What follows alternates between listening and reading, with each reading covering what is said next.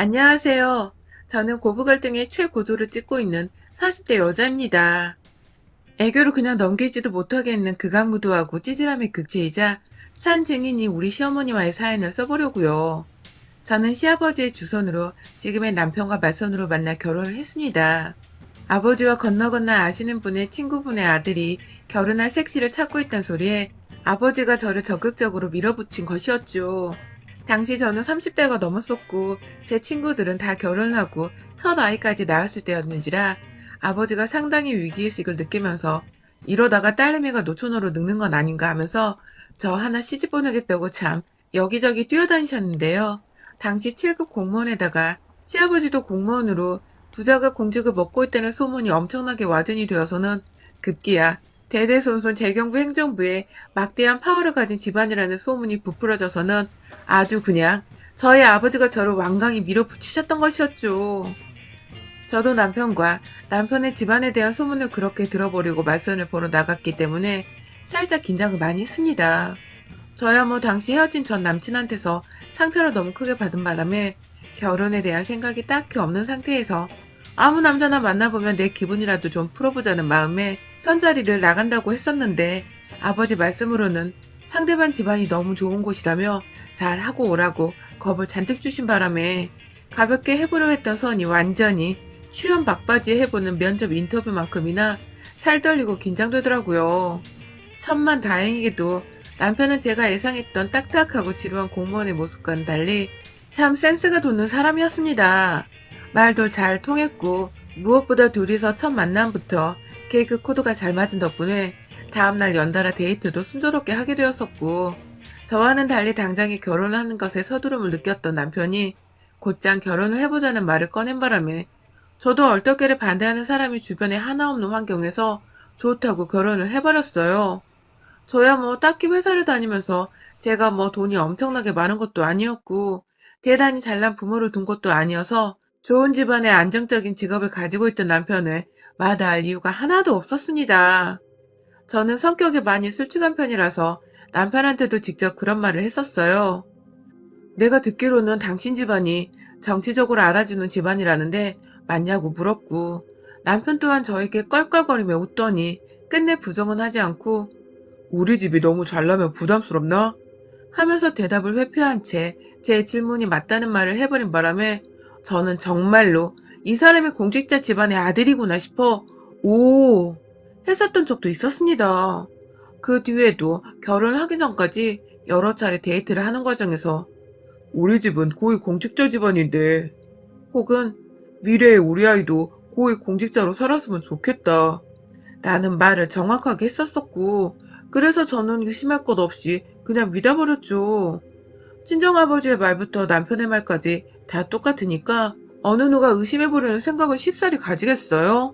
그리고 그 당시 제게는 제 기준에 가장 적합하고도 오히려 집안을 따져봤을 때는 더욱 좋은 조건의 사람이었고 그래서 결혼을 한 순간까지도 신부라면 누구나 가져보는 싱숭생숭한 감정을 가지긴 했었지만 동시에 내가 좋은 결정을 한 것이라며 자신감 있는 생각을 했어요. 그런데 그렇게 결혼하고 나서 보니 제가 듣고 또 남편을 통해서 직접 알았던 남편의 집안과 남편의 직장은 사뭇 달랐습니다. 결혼을 하고 보니 저희한테 시부모님이 집을 사주긴 했는데 그게 다 대출을 가득 끼고 산 은행의 집이었더라고요. 그것도 대출금을 매달 갚아내야 하는데 시아버지는 고위 공직자는커녕 동사무소에서 일하시는 경비원이셨고 7급 공무원이라던 남편조차 동사무소에서 근무하는 9급 공무원이었습니다.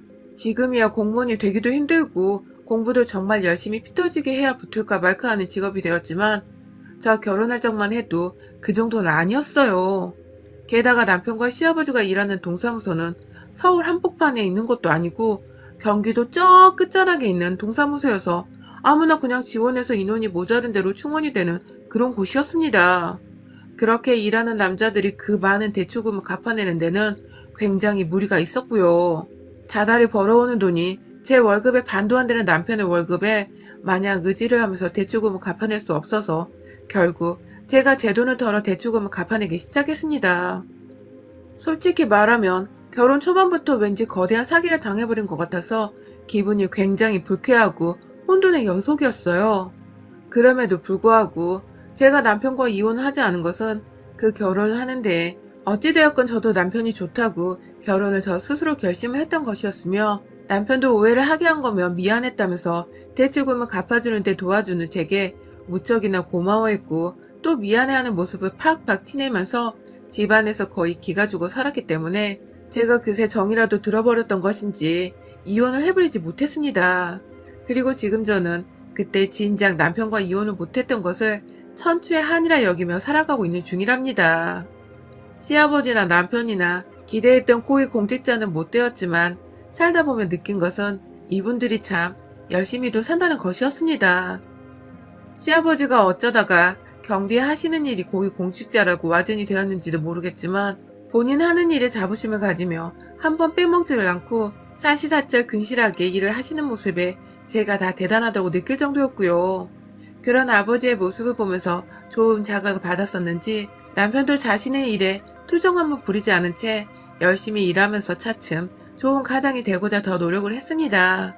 덕분에 남편과 제가 같이 벌어서 모으는 돈으로 대출금도 차근차근 갚아나갔고 그 사이 딸 둘도 낳아서 고통의 평범한 가정을 무사히 만들어냈어요. 물론 살면서 어떻게 부부가 좋은 일들만 있고 좋은 것들만 나누면서 행복하게 잘 살겠냐마는 저희 부부는 최대한 서로의 화를 덮고자 하는 선에서 대화를 하는 법을 배워나갔고 지금까지도 큰 소리 한번 나누지 않은 채 최대한 갈등은 적게 대화는 더 많이 해보는 자세로 살았어요. 그 효과는 실로 대단했습니다. 저희 부부랑 친하게 지내는 주변 친구 부부들은 저희가 잘 지내면서 하는 그 모습을 배우고 싶다며 많이 부러워하기도 했습니다. 그럴 때면 저희도 자랑이라고 으쓱해 대기보다는 우리도 평범한 사람에 지나지 않는다면서 그냥 서로를 한 번 더 배려하고 노력하는 것뿐이라면서 보다 현실적인 말로 부부 상담을 해주고 또 그 상담을 통해서 우리 부부도 함께 치유를 받는 듯 했습니다. 나중에야 남편은 저한테 고백을 하더라고요. 제가 너무 마음에 드는데 혹여나 자기 아빠가 경비원이라고 자기가 겨우 9급 공무원이라고 떠나버리면 어쩌나 싶어서 사실대로 말을 할 수가 없었다고 해요. 그것에 대해선 최근까지도 저에게 민망하고 또 미안했었고요. 아무튼 처음에 좀 삐그덕거리긴 했지만 그래도 잘 살아가고 있었고 앞으로도 잘 살아갈 자신이 있었는데 이런 저의 마음에 불현듯 위기감을 안겨주는 인물이 바로 저희 시어머니셨습니다. 시어머니의 눈에는 저희 부부가 잘 지내는 모습이 그리 좋아 보이지 않았나 봅니다. 대출금도 척척 갚아내고 아들이랑 집에서 잘 먹고 잘 살고 딸들까지 낳아버리니 그 모습이 퍽 질투가 나셨나 보더라고요. 아들 부부가 잘 사는 모습을 보면 마음이 흐뭇하시고 기쁘실 법도 할 텐데 저희 시어머니는 전혀 그렇지 않으셨어요. 처음 제가 대출금을 제 월급으로 갚아가겠다고 말씀을 드렸을 때부터 저한테 우리 아들 기죽이라 시집 왔니? 라고 말씀을 하시던 분이셨습니다. 저는 남편이 대출금을 당장 갚을 만큼의 여유 있는 돈을 벌지 못하고 있고 그 때문에 둘이서 죽어라 벌어 한참 갚아나가야 하는 돈이기에 더 벌고 있는 제가 도와주겠다고 나선 건데 시어머니 눈에는 제가 더 돈이 많으니 그까짓 거 내 월급으로 낼게 하면 제가 자기 아들 기를 죽인 듯한 모습으로 보였나 보더군요. 문제는 저는 이렇게 갚아야 하는 빚이 많은 줄도 모르고 시집을 온 어찌 보면 졸지에 집 산다고 빚을 주고 결혼을 해서 저한테 면목없고 염치 없어 하는 남편과 시아버지 앞에서 시어머니는 아주 당연하고 별것 아니라는 듯이 제가 그럴 가치가 있는 애야? 왜 당연한 걸로 미안해? 하며 여러 번 무안을 주기도 하셨습니다. 제가 아무리 솔직한 성격이라고는 하지만 남편한테는 마구마구 따져봐도 시어머니한테는 정말 못 그러겠더라고요. 시어머니가 제 옆에서 저 싫다는 쓴소리와 한숨을 푹 쉬면서 얼굴 표정 하나라도 찡그리기 시작하면 막 눈치가 보이고 내가 뭘 더 잘못하진 않았을까 싶어서 가슴 졸이게 되는데 참 저도 제가 왜 이러는지 모르겠더라고요. 그만큼 시어머니 인상이 정말 무서운 것도 있었고 제가 뭐라 말대꾸라도 하려는 듯 입이 삐쭉 튀어나와 있으면 넌 뭐 할 말이 있니? 네가? 하며 가소롭다는 듯 물어보셔서 제가 그냥 하고자 하는 말도 꾹 삼켜버렸죠. 손녀들은 예쁘신지 애들한테 뭐라고 그러신 적은 단 한 번도 없었지만 애를 둘이나 낳았는데도 네 마누라가 여자로 보이냐면서 남자는 그렇게 살지 않아도 된다는 뭔 개소리를 하면서 남편이 바람을 피워도 이해를 할 수 있다는 식으로 말을 꺼내셨다가 저희 둘째가 할머니 왜 말을 그렇게 해요? 하고 앙칼지게 할머니를 쳐다보며 대화가 끝났어요.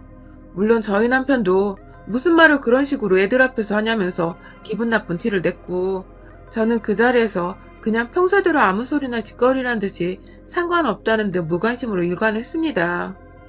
애초에 며느리에게 시샘을 할 수밖에 없는데 경계를 하셨던 시어머니는 제가 마흔이 다 넘어서도 그 짓을 변함없이 해대셨습니다. 저 40 되던 그 해에는 남편 생일날 시부모까지 다 집에 모셔서 다 같이 그냥 소복하게 밥을 먹었었는데요. 제가 40이 되었다는 거 저희 딸한테서 듣고는 입을 쩍 벌리시더니 급기야 그거밖에 안 됐어? 라고 하시더라고요. 네, 제가 그것보다는 훨 더 나이가 들어 보이는데 겨우 40이냐고 절 비꼬는 소리였어요. 뭐 그렇게 간단하게 기분을 잡치게 하는 말은 제가 한두 번 듣는 게 아니었던지라 얼마든지 참을 수 있었습니다. 하지만 옆에서 남편이 겨우 40인데 엄마는 그 나이 먹고도 그런 말을 기분 나쁘게 해? 라며 무안을 주자 시어머니는 네 마누라 편들다가 언젠가 네 마누라한테 발등 제대로 찍힐 거라면서 억지를 부리셨어요. 제가 조만간 바람이라도 피운다거나 짐 싸서 아이들까지 데리고 이민을 가버리기라도 한다는 듯이 제가 들어도 황당한 말씀을 하신 바람에 제가 참 남편 생일날 결국 눈물을 글썽이다 그 자리에서 더는 못 앉아 있겠다면서 혼자 소주라도 마시려고 딸내미들이랑 집 나가서 집 앞 편의점에서 몇 시간 앉아 있었답니다. 다행히 그 사이 남편이 시부모님을 집으로 보내버렸고 저는 적당히 화장실이 가고 싶었던데 집으로 돌아올 수 있었지만 뭐가 되었든 참 서럽게 마찬가지였습니다.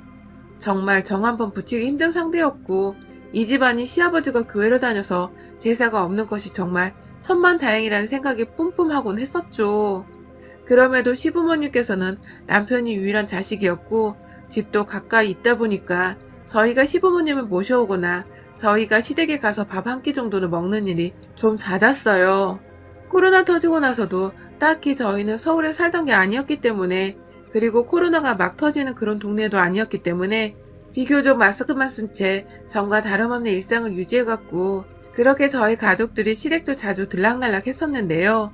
가족들끼리 앉아있다 보면 아이들이 애교를 부리거나 웃게 만들어줄 때가 참 많잖아요. 그런데 우리 시어머님은 그 모습이 또 그렇게 보기 싫으셨나 보더라고요. 한 번은 저희가 앞에서 최신 노래를 막 불러대는 딸아이 동영상을 찍으며 시끌벅적 웃고 있었는데 뒤에서 나타난 시어머니께서 니들은 그 나이에도 같이 웃니? 하면서 별 희한한 부부를 본다는 듯이 쳐다보더라고요. 급기야 제 남편 옆으로 가 앉더니 네가 참 점잖은 애였는데 하면서 딱하다는 듯 쳐다보는데 그 모습은 마치 제가 남편을 다 버려놨다는 식으로 들리더군요. 아니나 다를까 시어머니는 곧장 저를 쳐다보더니 네가 참 말도 많고 탈도 많아 애가 이렇게 변한 건가 보다 하면서 찝찝거리셨습니다. 남편이나 저나 누구라 할 것 없이 기분이 또 더러워졌는데 도저히 제 입에서 뭐라 말이 나오지 않았어요. 애들도 있고 시아버지도 있고 여기서 나 하나 미친년 되면 다 괜찮아지는 일일 텐데 그 미친년이 돼보자는 용기가 선뜻 행동으로 옮겨지지를 않더라고요. 그러다가 지난 주말에 또 비슷한 일을 당하게 되었습니다. 사실 저희 가족이 웃고 있을 때마다 옆에 와서 시어머니는 꼭 그만 웃으라는 듯이 말을 툭 끊고는 저희 남편의 관심을 사보겠다며 뜬금없이 손톱깎이를 들고 오셔서는 눈이 침침해서 잘 안 보이니 잘라달라고 하신 적이 많았어요. 한 번이 아니라 정말 여러 번 그랬고 그러다가 남편의 시선이 다시금 저희에게 오려고 하면 기다렸다는 듯이 팔톱도 잘라줘라 하면서 남편을 도로 붙잡기도 하셨었죠. 그 짓을 지난 주말에 시댁에서 다시금 해버리셨답니다. 밥 먹으러 오라고 연락이 와서 얼떨결에 집에서 좀 쉬고 있다가 점심을 먹으러 시댁에 갔어요. 점심을 다 먹고 거실에 모여서 온 가족이 TV를 보는 때 시아버지는 배가 불러 잠이 솔솔 온다며 방 안으로 들어가 잠깐 눈 좀 붙이겠다고 하셨고 시어머니랑 같이 안방에 계시다가 밖으로 나오고 계셨는데 저희가 TV를 보다가 웃긴 장면이 나와서 빵긋 했다가 딸내미가 그걸 흉내낸다고 웃는 바람에 저희 부부가 덩달아 빵 터져버렸었어요. 보통의 어른들이라면 이런 아이들과 부부의 웃음소리를 마냥 듣기 싫다고는 안 하잖아요. 그런데 저희 시어머니는 그게 또 굉장히 귀에 거슬렸는지 아이고 귀 따갑다 귀 따가워 별나다 별나 하면서 쭈쩍거리며 제 신경을 잔뜩 곤두세우더라고요. 처음엔 시아버지가 주무시러 들어가셨으니 저희가 조용해야 한다는 뜻인 줄 알고서 금세 제가 아이들을 진정시키며 조용히 TV를 보려고 했는데요. 시어머니는 역시나 이전에 그랬던 것처럼 남편의 옆자리로 쓱 자리를 잡고 앉더니 이내 저를 향해 고개를 빼꼼 내미며 너는 참 이래도 욕먹고 저래도 욕먹고 힘들겠다 하면서 어디서 또 챙겨왔는지 손톱깎이를 들고 오셨더라고요. 남편을 붙잡고는 그 자리에서 뜬금없이 지난주에 뭘 했는지 뭘 먹었는지에 대해서 물어보며 급기야 남편의 몸을 완전히 자신에게 돌려서는 딱 자신만 바라보도록 만들었고 손톱을 잘라달라며 남편에게 손톱깎이를 건넨 바람에 남편은 급기야 TV 보고 있는데요? 라고 난처해 했다가 시어머니의 찡그러진 표정에 네, 깎아드릴게요. 하면서 그걸 손에 쥐었죠. 그런데요, 시어머니가 그렇게 남편을 돌려세우고는 한다는 말씀이 넌 네 와이프랑 안 지겹니? 맨날 그렇게 붙어서는 라면서 얘들 다 있는 앞에서 부부 사이가 안 지겹냐 소리를 하시더니 급기야 저를 또 쓱 쳐다보시더니 곱게 늙을 줄 알았는데 저렇게 늙을 줄 알았음. 내가 맞선 안 보게 하는 건데 하면서 이번에는 꽤나 센 뻘소리를 해대면서 저를 확 빈정상하게 하더라고요. 아니 너무 평소에도 일관되게 재수가 없었던 분이신지라 제가 그러려니 할 수 있을 법도 한데 애들 앞에서 저런 소리를 대놓고 하시는 건 참는 저도 인정하는 꼴이었는지라 그냥 넘길 수가 없었어요. 그때 남편이 또 그런 소리를 하냐며 손톱을 그만 깎자고 하자 시어머니는 발톱도 깎아야 한다면서 남편을 붙잡았습니다. 그리고 전 그걸 그냥 두기가 싫었습니다. 보다 강력한 방법을 써보기로 했어요. 남편에게서 손에 들고 있던 손톱깎이를 제가 받아냈어요. 제 손으로 시어머니 발톱 한번 깎아드리지 못했다면서 제가 직접 깎아주겠다며 시어머니 발목을 비틀어 잡아서는 앞바다리를 하고 앉은 제 앞에 갖다 댔고 이내 당황하며 안 잘라도 된다고 다음에 자를 거라고 발을 빼려 하는 시어머니의 다리 위로 급기야 제 다리를 얹어서 완전히 움직이지도 못하게 고정을 시켜버렸습니다. 그리고는 이내 어머님 자릅니다 하고 엄지발톱에 손톱깎이를 들이밀고 싹둑 잘라내는데 시어머니가 야 이년아 하며 괴성을 질러버리셨습니다. 그렇습니다. 제가 시어머니의 발톱에 새겨져 있는 하얀 그 선보다도 더 깊숙이 미세한 길이었지만 살점에 가까워 잘리면 물만 닿아도 따끔거리고 아파 죽겠을 그 길이까지 아주 그냥 시원하게 싹둑 잘라버린 것입니다. 시어머니는 피도 안 나지만 뭔가 스멀스멀 붉은 피가 발톱 발에 아래까지 퍼져버린 그 발톱을 쥐어 만지면서 아파 죽겠다고 난리를 떠셨고요. 저는 저대로 어머 어머님 죄송해요 하면서 얼굴에 미소 가득 담은 채로 사과를 하는 바람에 시어머니는 그게 또 혈압 올라 죽겠다며 너 웃어? 웃어? 하면서 화는 내는데 일어서진 못하더라고요.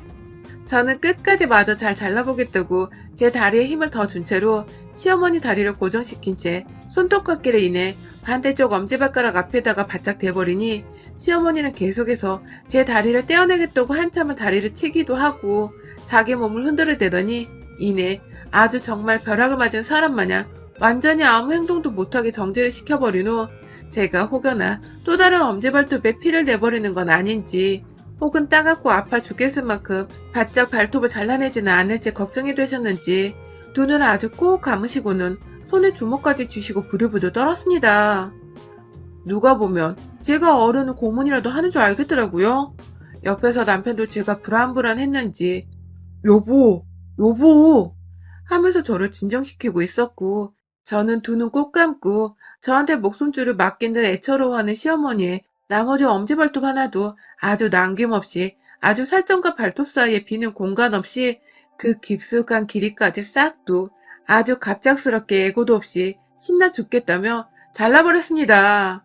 시어머니는 급기야 제가 자른 발톱에 그리고 시뻘겋게 부어오르는 발톱을 쥐어 만지다가 급기야 너무 긴장을 했는지 깊은 탄식을 쏟아내셨고 저희 큰딸은 옆에서 엄마가 고소해하는 표정을 그대로 읽어버린 건지 할머니 눈치를 보다가 절 보며 방긋 하더라고요.